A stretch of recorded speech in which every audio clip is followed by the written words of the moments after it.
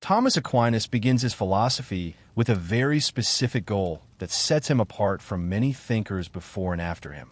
He is not trying to replace religion with reason, and he is not trying to ignore reason in favor of faith. Instead, he attempts to bring both together into one complete system. His question is simple but extremely deep. If the world can be understood through logic and observation, then how does that connect to the idea of God, creation, and human purpose? To build this system, he relies heavily on the work of Aristotle. Aristotle had already created a powerful method of understanding reality by focusing on observation, cause and effect, and logical reasoning. Aquinas takes these tools and applies them to questions that go beyond the physical world. He believes that by carefully examining how things exist and change, it is possible to reach conclusions about deeper truths. He begins by observing something very basic but important. Everything in the world is in motion or undergoing change. This does not only mean physical movement like a ball rolling or a person walking. It includes all kinds of change. A child growing into an adult, a seed turning into a tree, water heating into steam, or even a person learning something new. Everywhere we look, things are constantly moving from one state to another. This observation may seem simple, but Aquinas sees something deeper in it. When something changes, it does not change randomly or by itself. There is always a cause behind that change. A seed does not grow into a tree without soil, water, and sunlight. A person does not suddenly gain knowledge without learning. Every change depends on something that brings it about. This leads to a chain of causes. One thing causes another, which causes something else. At first, this seems straightforward, but Aquinas pushes the idea further. If every change is caused by something else, then that cause must also have a cause. This creates a sequence that goes backward. Now, the important question appears. Can this chain of causes go back infinitely, or must it have a starting point? Aquinas argues that it cannot go back forever. If there were no first cause, then there would be no reason for anything to exist now. Because if everything depends on something before it, but there is no beginning, then nothing would ever actually start. From this reasoning, he concludes that there must be a first cause. This first cause is not like ordinary things in the world. It is not something that changes or depends on anything else. Instead, it exists on its own and is responsible for the existence of everything else. This idea becomes one of his central arguments for the existence of God. He develops this idea further by looking at existence itself. When we look at the world, we notice that things exist, but they do not have to exist. A person exists, but there was a time before they were born. A tree exists, but it can be cut down or fail to grow. Everything we see is capable of existing, but also capable of not existing. This means that most things are what he calls contingent. Their existence depends on certain conditions. They are not necessary. They can come into existence and also pass out of it. But this raises a serious problem. If everything were contingent, then it would be possible for nothing to exist at all. There could have been a moment where nothing existed. And if that were true, then nothing could exist now, because nothing cannot create something. To avoid this contradiction, Aquinas argues that there must be something that exists necessarily, something that does not depend on anything else and cannot fail to exist. This necessary being becomes another way of describing the foundation of reality. At this point, his argument becomes stronger. He is not just saying that there is a first cause. He is saying that there is something whose existence is not dependent, something that exists by its own nature. This being does not begin or end. It is not part of the chain of dependent things. It is the reason the chain exists at all. He continues by examining how we compare things in the world. People often describe things in terms of more or less. One thing is better than another. One idea is more true than another. One action is more good than another. These comparisons suggest that there is some standard being used, even if it is not always clearly defined.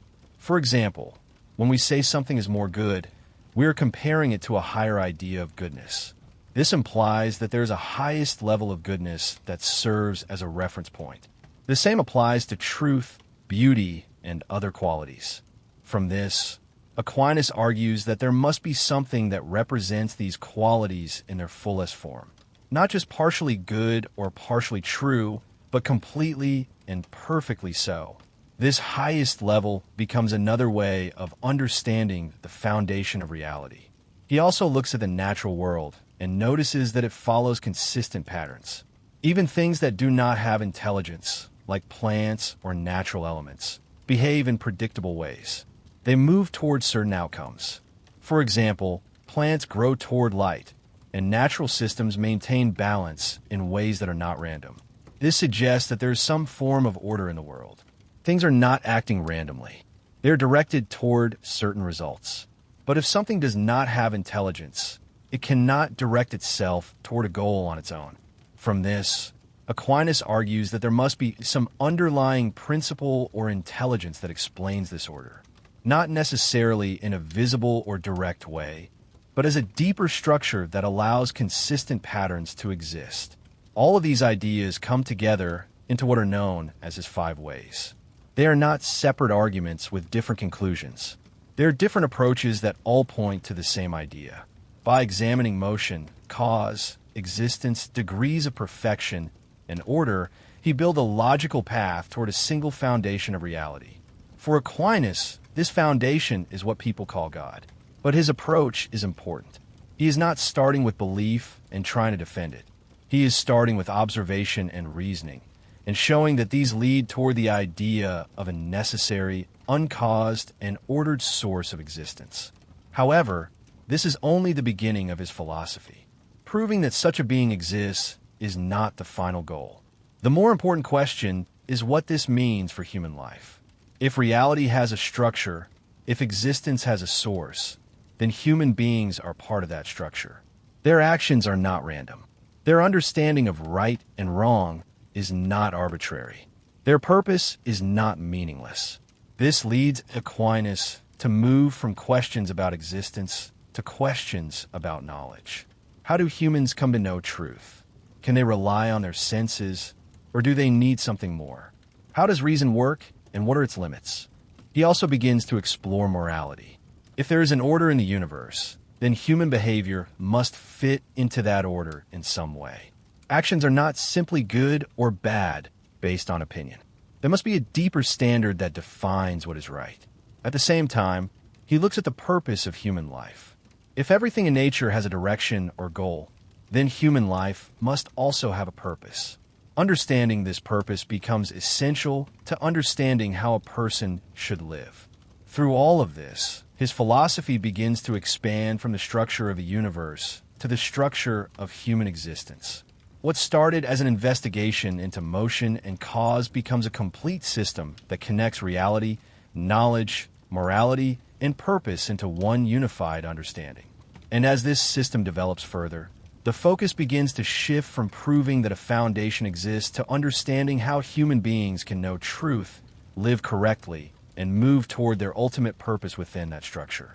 Now, as Aquinas moves forward, his focus shifts from the structure of reality itself to a deeper and more practical question. If there is a foundation to existence, if there is order in the universe, then how do human beings come to understand that order? In other words, how do we know anything at all? And how reliable is that knowledge? He begins by rejecting the idea that knowledge comes purely from abstract thinking alone. Instead, he argues that all human knowledge starts with experience. A person is not born with fully formed ideas about the world. They begin with the senses. They see, hear, touch, and interact with their surroundings. And from these experiences, knowledge begins to form. This idea is heavily influenced by Aristotle, but Aquinas develops it further. When a person sees an object, they do not immediately understand its deeper nature. At first, they only perceive its appearance.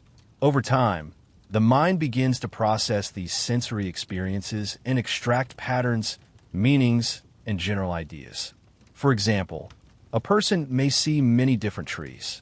Each tree looks slightly different, but the mind begins to recognize what they have in common. From this, the concept of a tree is formed. This process of moving from individual experiences to general understanding becomes the foundation of human knowledge. Aquinas explains this using the idea that the mind has the ability to abstract. It takes specific details from experience and forms universal ideas. These universal ideas allow humans to think beyond individual cases and understand broader truths. However, he also recognizes that the senses alone are not enough. While they provide the raw material for knowledge, the mind must actively process and organize that information. Without the mind's ability to reason, sensory experiences would remain disconnected and unclear. This leads to an important balance in his philosophy.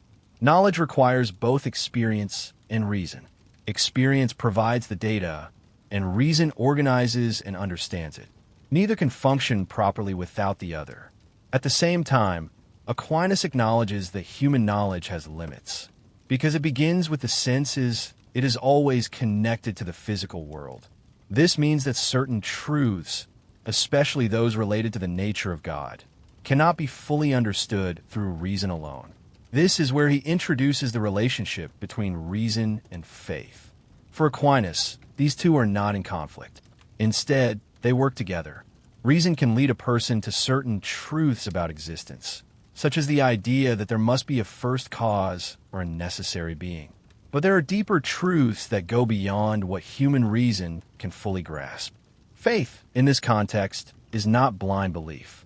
It is a way of accepting truths that cannot be proven completely through reasoning, but are not irrational either.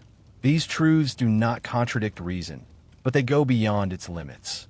For example, reason may suggest that there is a foundation of reality, but it may not fully explain the nature of that foundation. Faith allows a person to move further, accepting ideas that reason alone cannot fully reach. This creates a system where knowledge is divided into different levels. Some truths can be discovered through observation and reasoning.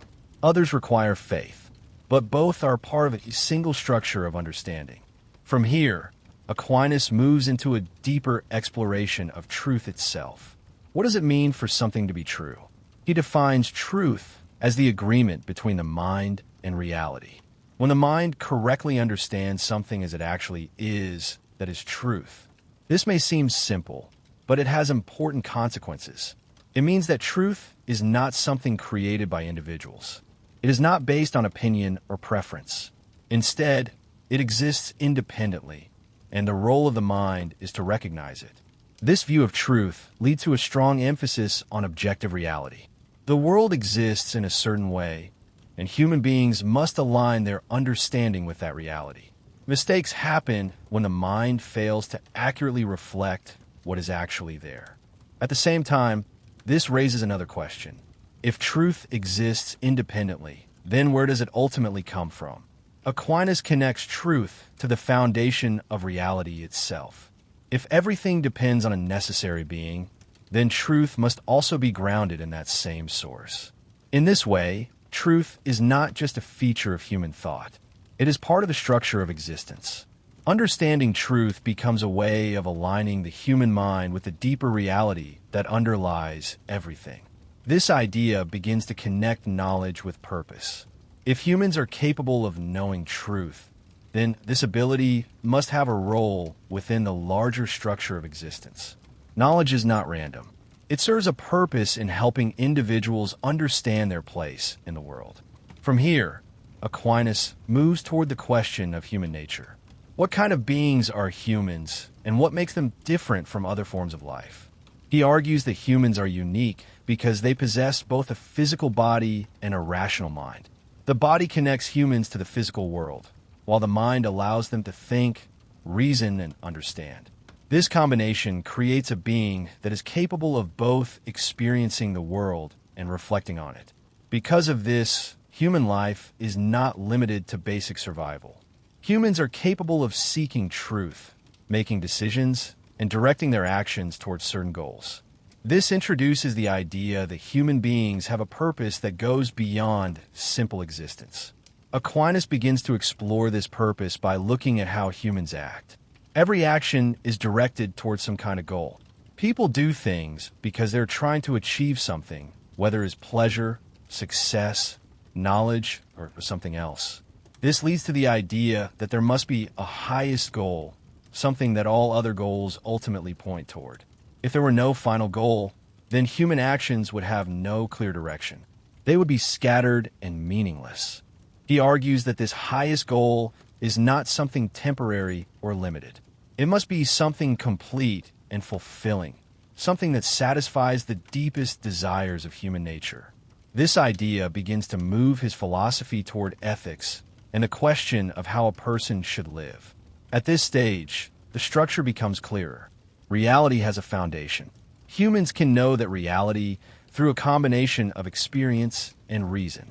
Truth exists independently and can be understood by the mind. And human beings are directed toward a purpose that gives meaning to their actions. All of these ideas begin to connect, forming a system where knowledge, existence, and purpose are not separate topics, but parts of a single framework. As this framework continues to develop, the next step is to examine morality in detail. If humans have a purpose, then their actions must be evaluated based on whether they move toward or away from that purpose. This leads Aquinas into one of the most important parts of his philosophy, where he explains how humans determine right and wrong, how laws are formed, and how moral life fits into the larger structure of reality itself. As Aquinas moves further, his philosophy becomes more focused on one of the most important questions in human life. If there is an order to reality, and if human beings have a purpose, then how should a person actually live? What makes an action right or wrong? And how can someone know the difference in a consistent and reliable way? He begins by building on something he has already established. Every action that a person takes is directed towards some goal. People do not act randomly. Even simple actions are done for a reason, whether it is to gain something good or to avoid something harmful. Eating is done to remove hunger. Studying is done to gain knowledge. And working is done to achieve stability or success. But not all goals are equal. Some are temporary, while others are more important and lasting. Aquinas argues that there must be a highest goal that gives direction to all other actions. This highest goal is what ultimately defines whether a life is being lived well or not. He identifies this highest goal as happiness, but he does not mean happiness in the simple sense of pleasure or comfort. He means something deeper and more complete. True happiness, in his view, is the full realization of human potential. It is a state where a person is living in alignment with their nature and purpose. Temporary pleasures cannot satisfy this completely. A person may gain comfort, wealth, or success, but these do not last, and they do not fulfill the deeper need for meaning. Because of this, Aquinas argues that true happiness must be something stable and complete, not something that can be easily lost. This leads him to connect happiness with truth and understanding. Since humans are rational beings, their fulfillment must involve the use of reason. To live well is not just to feel good, but to understand reality correctly and act in accordance with that understanding. From here, he develops his theory of morality. Actions are not judged simply by their outcomes or by personal preference. They are judged based on whether they align with human nature and the ultimate purpose of life. An action is good if it moves a person toward their true fulfillment, and bad if it moves them away from it. To explain this more clearly, Aquinas introduces the idea of natural law. This is one of the central parts of his philosophy. Natural law is not a written set of rules created by society. It is a deeper principle built into human nature itself. According to this idea, humans have certain natural tendencies. They seek to survive, to reproduce, to live in society, and to seek truth. These tendencies are not random. They are part of what it means to be human. Because of this, actions that support these tendencies are considered good, while actions that go against them are considered wrong. For example, preserving life is considered good because it aligns with the natural tendency to survive. Seeking truth is good because humans are rational beings. Living in a stable society is good because humans depend on cooperation with others. This means that morality is not arbitrary. It is not simply based on personal opinion or cultural preference. It is grounded in the nature of human beings. By understanding human nature, it becomes possible to understand what is right and wrong. At the same time, Aquinas recognizes that applying these principles is not always simple. Real-life situations can be complex, and people can make mistakes in judgment. Because of this, he emphasizes the role of reason in moral decision-making. Reason allows individuals to examine situations, consider consequences, and choose actions that align with their true purpose.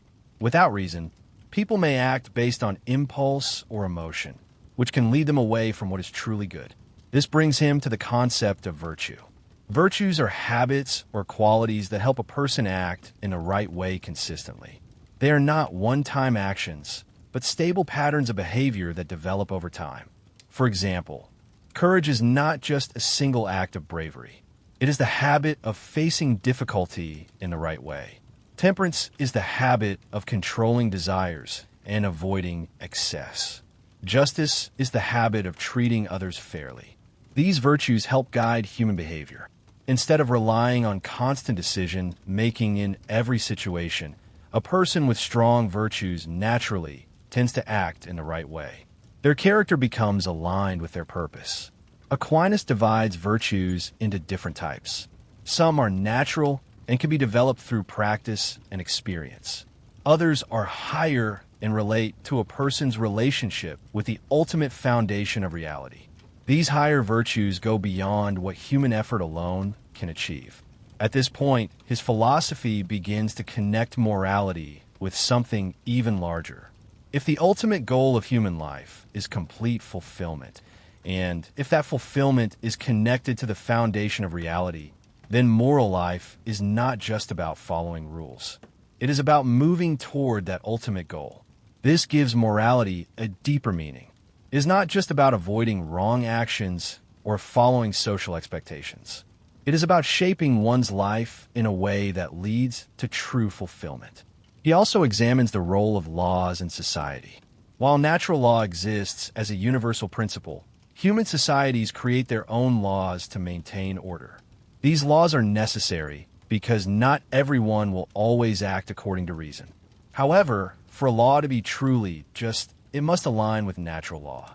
If a law goes against human nature or promotes harmful behavior, then it is not a true law in the fullest sense. It may still be enforced, but it lacks moral legitimacy. This idea places a limit on authority. Governments have power, but that power must be used in a way that supports the natural order of human life. Laws are meant to guide people toward good behavior, not simply control them.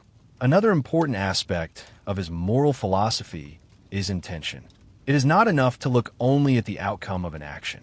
The intention behind the action also matters. A person who does something good for the wrong reasons is not acting in the same way as someone who does it with the right intention. This adds another layer to moral evaluation. Actions must be understood in terms of what is done, why it is done, and how it is done. All of these factors together determine whether an action is truly good.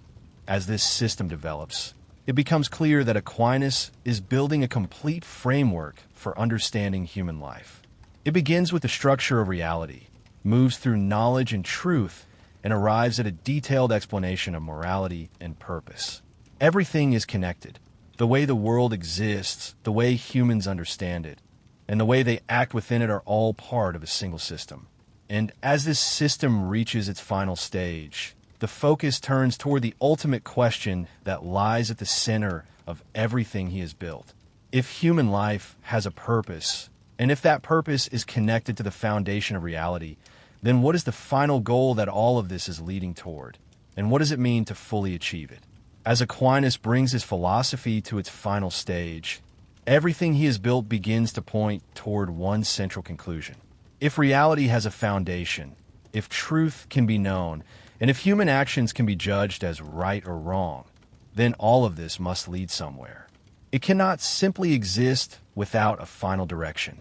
There must be an ultimate goal that gives meaning to everything else. He returns to the idea introduced earlier, that every action is directed toward some good.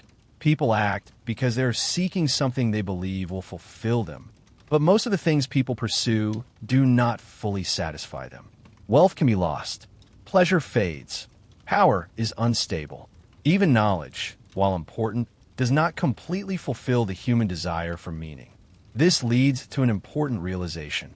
If none of these temporary things can fully satisfy human desire, then the ultimate goal must be something beyond them. It must be something complete, something that cannot be lost, and something that fully satisfies the deepest part of human nature. Aquinas identifies this final goal as perfect happiness, but again, not in the ordinary sense. This is not about comfort or success. It is about complete fulfillment, a state where nothing is lacking. It is the full realization of human potential in its highest form. Because humans are rational beings, this fulfillment must involve understanding. But not just understanding small parts of the world. It must involve understanding the highest truth, the foundation of reality itself. In other words, true fulfillment comes from knowing and being connected to the ultimate source of existence. At this point, his philosophy reaches its most important conclusion. The final goal of human life is not found in anything within the changing world. It is found in direct knowledge of the ultimate reality that underlies everything. This idea is often described as the highest form of knowledge or the ultimate vision of truth. It is a state where the mind is no longer searching or questioning because it has reached complete understanding. All the movement, all the effort, and all the seeking come to rest in this final realization. This does not mean that human life in the world is meaningless. On the contrary, everything in life becomes part of the journey toward this goal. Every action, every decision, and every effort to understand truth contributes to moving closer to that final state. This gives a new meaning to morality. Moral actions are not just about following rules or avoiding punishment. They are about aligning oneself with the ultimate purpose of life. When a person acts in the right way, they are not just doing something good in a small sense. They are moving closer to their final fulfillment. Virtues, which were discussed earlier, now take on their full importance. They are not just useful habits. They are the means by which a person shapes their life towards ultimate goal. By developing virtues, a person becomes more aligned with truth, more capable of making correct decisions, and more prepared to reach complete fulfillment. At the same time, Aquinas recognizes that human effort alone has limits. While reason can guide a person and help them understand much about the world, it cannot fully reach the ultimate truth by itself. There is a gap between human understanding and the highest reality. This is where his philosophy once again brings in the role of faith. Faith is not a replacement for reason, but a completion of it. It allows a person to move beyond the limits of human understanding and accept truths that cannot be fully proven through reasoning alone. In this way, reason and faith work together. Reason builds the foundation, allowing a person to understand the structure of reality and the principles of morality. Faith allows a person to go further, reaching toward the final goal that reason alone cannot fully grasp. This creates a complete system where nothing is left disconnected. Reality has a structure. Knowledge allows humans to understand that structure. Morality guides their actions within it. And the final goal gives meaning to everything along the way. Another important conclusion emerges from this system. Human life is not random or meaningless. It has a direction and a purpose. Every person is part of a larger structure that extends beyond individual existence. This also means that human dignity has a deeper foundation. People are not valuable simply because of social roles or achievements. They have value because they are capable of knowing truth and moving toward the highest form of fulfillment. At the same time, this philosophy creates a sense of order in how life should be lived. Actions are not judged based on changing opinions or temporary desires. They are judged based on whether they align with the deeper structure of reality and the ultimate goal of human existence. This gives stability to moral thinking. Even when societies change, the underlying principles remain the same because they are based on human nature and the structure of reality itself. As everything comes together, Aquinas presents a vision of life that is both structured and meaningful. The world is not chaotic or without purpose. It is ordered, understandable, and directed toward a final goal. Human beings are not lost within this system. They have the ability to understand it, to act within it, and to move toward its highest fulfillment. Their choices matter, their actions have direction, and their lives are part of something larger than themselves. In the end, his philosophy does not leave the listener with uncertainty or endless questioning. Instead, it offers a complete framework. It begins with simple observations about change and existence, builds through knowledge and morality, and ends with a clear idea of purpose and fulfillment. Everything points toward a single conclusion.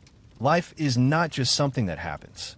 It is something that moves step by step toward a final state of complete understanding and fulfillment, where the search for truth comes to rest and where the meaning of existence is fully realized.